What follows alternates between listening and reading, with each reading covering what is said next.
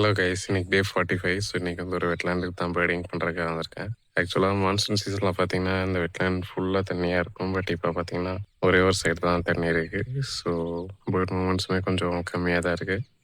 So என்னென்ன birds பார்க்குறேன் அப்படிங்கிற வீடியோ வந்து செக்லிஸ்ட் ஸ்டார்ட் பண்ணுறேன். செக் பண்ணி பாருங்கள். தேங்க்யூ.